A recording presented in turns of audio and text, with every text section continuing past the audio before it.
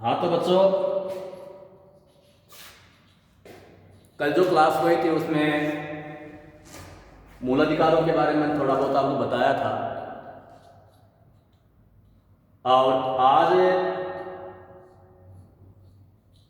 ये जो मूल अधिकार है अपने समानता, स्वतंत्रता, शोषण के विरुद्ध, धार्मिक स्वतंत्रता, संस्कृति एवं शिक्षा संबंधी और संवैधानिक उपचारों का अधिकार, इनके बारे में जितना हो सकेगा उतना बात करेंगे। और इसके बाद में जो बचे हुए हैं वो अगली जो क्लास होगी उसमें बताएंगे। तो मैं बताकर गया था आपको इससे पहले कि भारतीय संविधान का जो भाग 3 है वो फंडामेंटल राइट से संबंधित है और अनुच्छेद 12 से लेकर 35 तक 23 अनुच्छेदों में मूल अधिकार लिखे गए हैं। जब संविधान बना था तब 7 मौलिक अधिकार दिए गए थे, मगर 1978 में 44वां जब संविधान संशोधन हुआ तो उसमें संपत्ति के मूल अधिकार को हटा दिया गया। वर्तमान जो समय है, भारतीय संविधान 6 प्रकार के मूल अधिकार देता है। अनुच्छेद 14 से 18 तक समानता का अधिकार है। अनुच्छेद 19 से 22 तक स्वतंत्रता का है। अनुच्छेद 23 और 24 शोषण के विरुद्ध अधिकार है। अनुच्छेद 25 से 28 तक धार्मिक स्वतंत्रता का अधिकार है। संस्कृति एवं शिक्षा संबंधी जो मूल अधिकार है वो अनुच्छेद 29 और 30 में लिखे गए हैं और संवैधानिक उपचारों का अधिकार अनुच्छेद 32 में। बाबा साहब आम्बेडकर ने संवैधानिक उपचारों के अधिकार को संविधान की आत्मा कहा था और ग्रेनविल ऑस्टिन ने भारतीय संविधान के भाग 3 को, जिसमें मूल अधिकार लिखे गए हैं, उसे संविधान की आत्मा के रूप में इंडिकेट करते हैं। तो इससे पहले हम आपको बताएं तो यहाँ कल मैं बताकर गया था कि भारतीय मूल अधिकार पत्र की जो विशेषताएं हैं वो भी आप देख लीजिए, क्योंकि फंडामेंटल राइट्स इंपॉर्टेंट है व्यक्ति की गरिमा के लिए। व्यक्ति अपने व्यक्तित्व का सर्वांगीण विकास इन मूल अधिकारों के माध्यम से करता है। तो आप देख लीजिए, इसकी विशेषताएं हैं मुख्य सर्वाधिक विस्तृत अधिकार पत्र, भारतीय संविधान का तृतीय भाग जिसमें मूल अधिकारों का विवेचन किया गया है, विश्व के अन्य किसी भी संविधान में दिए गए अधिकार पत्र से विस्तृत है। मौलिक अधिकार के संबंध में संविधान के 23 अनुच्छेद 12 से 30 और 32 से 35 हैं। इनमें से कुछ अनुच्छेद तो असाधारण रूप से लंबे हैं। उदाहरण के लिए संविधान के 19वें अनुच्छेद के मूल रूप में 450 शब्द थे। अब तक हुए संशोधनों से इसके आकार में वृद्धि हो गई। अधिकार पत्र में इतने अधिक व्यापक होने का एक प्रमुख कारण यह रहा है कि प्रत्येक अधिकार के साथ प्रतिबंधों की भी व्यवस्था की गई है। मौलिक अधिकारों के संबंध में पूर्ण और स्पष्ट व्यवस्था के प्रयास में ही अधिकार पत्र इतना विस्तृत हो गया है। दूसरी विशेषता है मौलिक अधिकार व्यावहारिकता पर आधारित है। भारतीय संविधान द्वारा प्रदत्त मौलिक अधिकार कोरे सिद्धांतों की अपेक्षा वास्तविकता पर आधारित है और संपूर्ण समाज के लिए उपयोगी हैं। उदाहरण के लिए सभी व्यक्तियों हेतु समानता के अधिकार को स्वीकार करते हुए भी पिछड़े, अनुसूचित जनजाति, अनुसूचित जाति वर्गों के विकास के लिए संविधान में विशेष व्यवस्थाएं की गई हैं। शिक्षा और संस्कृति की स्वतंत्रता के अधिकार के अंतर्गत अल्पसंख्यकों की शिक्षा और भाषा संबंधी हितों की रक्षा का प्रबंध किया गया। धार्मिक स्वतंत्रता के अधिकार की व्यवस्था इस दृष्टिकोण से की गई है कि समाज में धार्मिक सहिष्णुता बनी रहे। तीसरी विशेषता मुख्य है, मौलिक अधिकार सीमित हैं, निरंकुश नहीं। भारतीय संविधान द्वारा प्रदत्त किए गए मौलिक अधिकार असीमित नहीं है, वरन संविधान के द्वारा ही उन पर प्रतिबंध भी लगा दिए गए हैं। इस संबंध में भारतीय संविधान और अमेरिकी संविधान में अंतर है।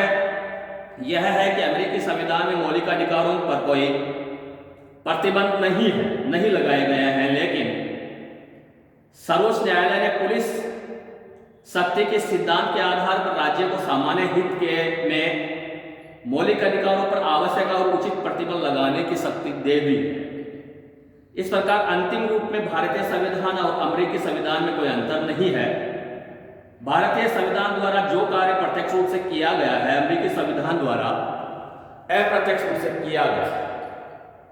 चौथा है, प्राकृतिक या अगणित अधिकारों के लिए कोई स्थान नहीं।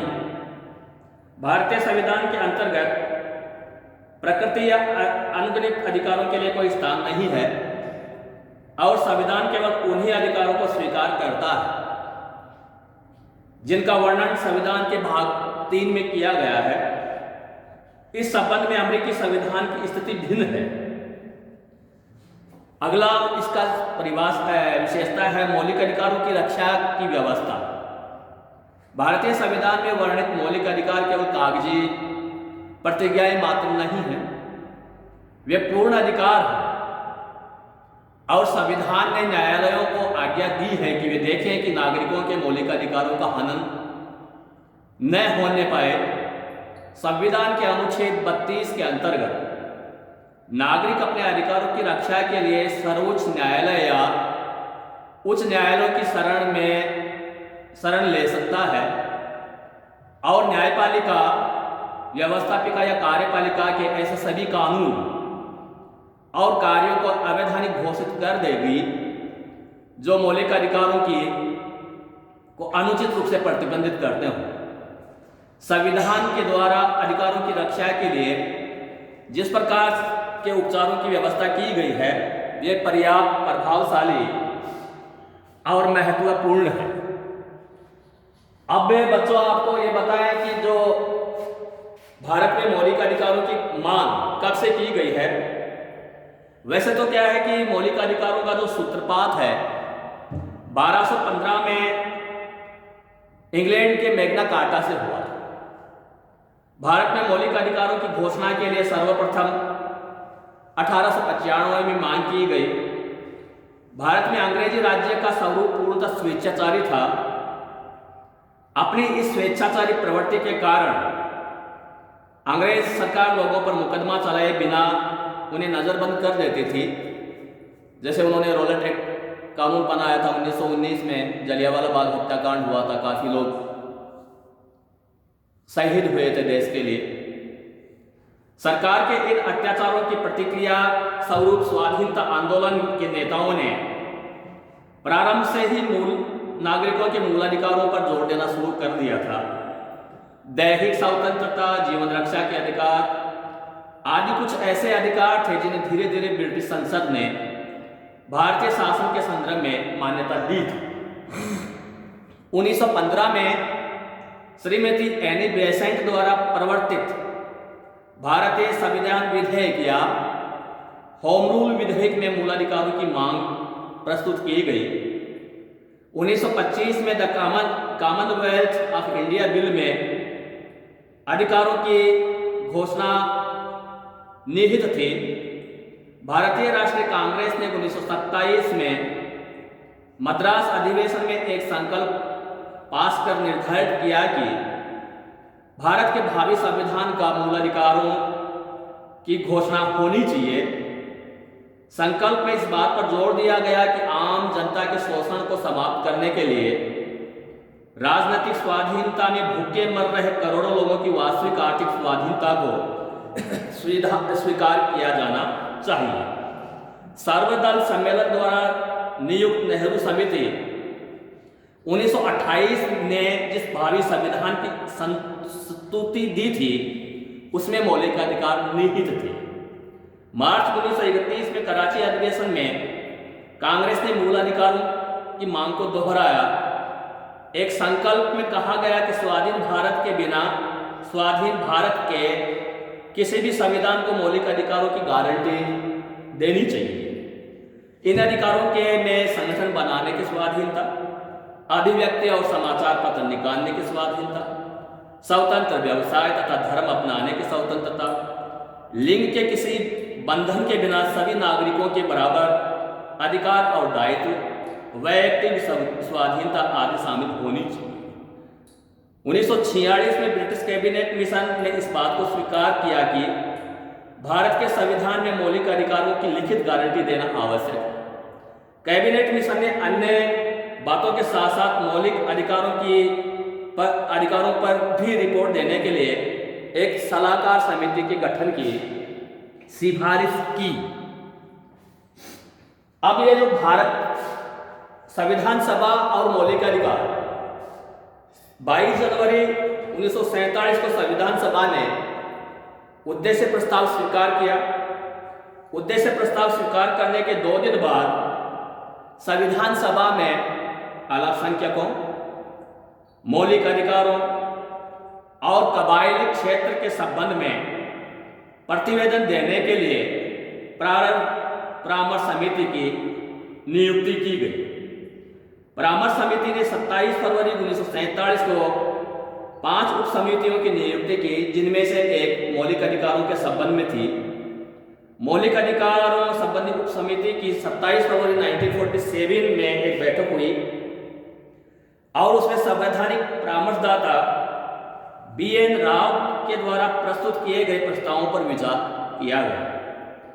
इन प्रस्तावों पर मौलिक अधिकारों की 2 श्रेणियां वाद सापेक्ष और वाद निरपेक्ष में बांटा गया था। उप समिति के अनेक सदस्य BN राव के प्रस्तावों के विरुद्ध थे, किंतु अंत में उन्होंने उनकी योजना स्वीकार कर ली।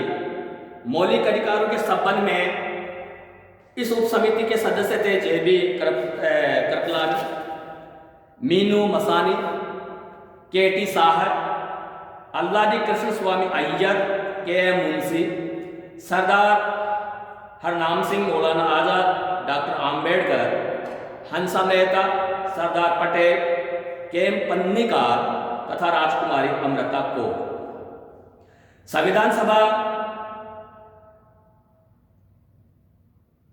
संविधान सभा में मौलिक अधिकारों के बारे में खुलकर वाद विवाद हुआ जब अनुच्छेद 22 में एक बंदी बनाए गए व्यक्ति को संवैधानिक अधिकार दिए गए और साथ ही निवारक नजरबंदी की भी व्यवस्था की गई।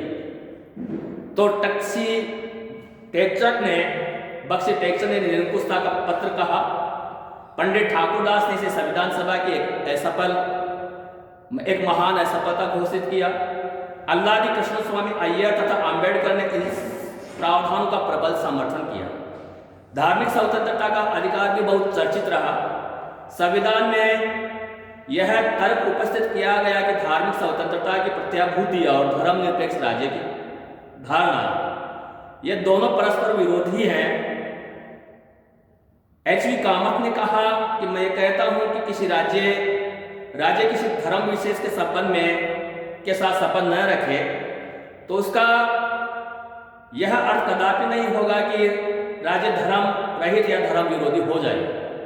डॉक्टर आम्बेडकर ने कहा कि धर्मनिरपेक्ष राज्य का अर्थ यह नहीं कि हम लोगों की धार्मिक स्वतंत्रताओं की ओर ध्यान नहीं दें।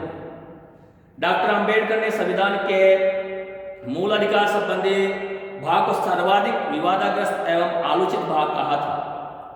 संविधान सभा ने यह विचार पर इसके विचार पर 38 दिन लगाए थे। अंत में संविधान सभा ने मूल अधिकारों के साथ श्रेणियों को स्वीकार किया।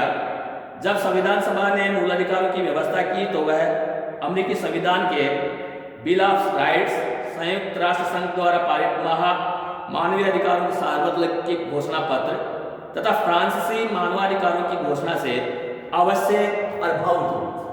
तो ये बच्चों थोड़ा सा इंट्रोडक्शन था मूल अधिकारों के संदर्भ में। अब कल जो अपनी क्लास होगी तो उसमें बाकायदा ये जो सभी जो मूल अधिकार हैं प्रत्येक अनुच्छेद के हिसाब से उनकी एक्सप्लेनेशन की जाएगी। तो आपसे अपील की जाती है कि आप अच्छे लेखक के BL फड़िया की या आप जो भी किताब खरीदना चाहते हो किताब खरीद लीजिए और घर पे आप पढ़ाई कीजिए। ऑनलाइन जो हम लोग क्लास आपको देते हैं इनको भी आप सुनिए। बाकी कोविड ख़त्म जब होगा, सरकारें दिशा निर्देश देंगी, हम आपकी रेगुलर क्लास लगाएंगे। धन्यवाद।